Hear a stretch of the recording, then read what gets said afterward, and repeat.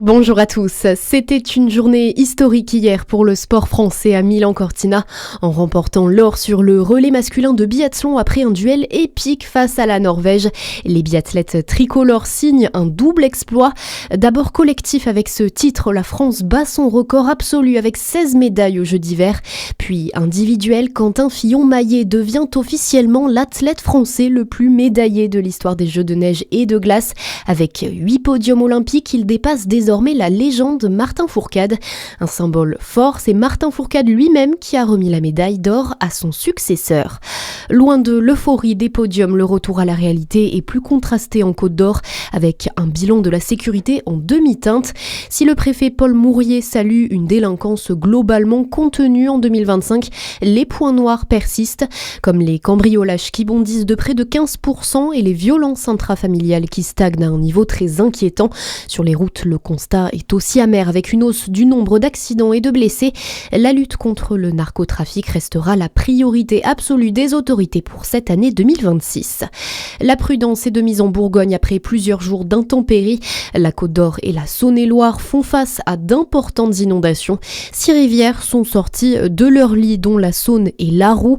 Conséquence directe, des dizaines de routes départementales sont actuellement coupées. Le président du département de Saône-et-Loire appelle les automobilistes à la plus grande vigilance. Toujours en Saône-et-Loire, c'est la fin d'un casse-tête pour les vignerons. Un arrêté préfectoral autorise désormais l'hébergement des vendangeurs sous des toiles de tente. Une pratique jusque-là interdite dans le département. Un soulagement donc pour une profession en pleine crise de recrutement. Clémence Lobary. Enfin, c'est le cri du cœur des viticulteurs du département. Jusqu'ici, la situation était ubuesque. Dans le Beaujolais, par exemple, un vigneron côté-Rhône pouvait loger ses saisonniers sous tente, mais son voisin de Saône-et-Loire, lui, n'en avait pas le droit. Cette autorisation valable du 1er août au 15 octobre va donc permettre d'assouplir les conditions d'accueil pour les vendanges à la main. Pour les exploitants, c'est un levier indispensable. Beaucoup de saisonniers étaient refusés, faute de logements en dur.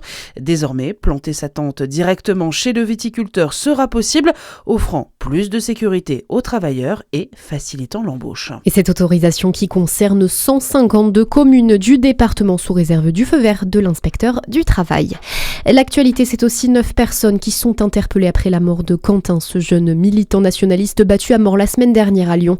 Toutes ont été placées en garde à vue. Parmi les suspects, Jacques-Élie Favreau, un assistant parlementaire du député insoumis et fondateur de la jeune garde Raphaël Arnaud, et l'élu qui a annoncé mettre fin immédiatement à son contrat.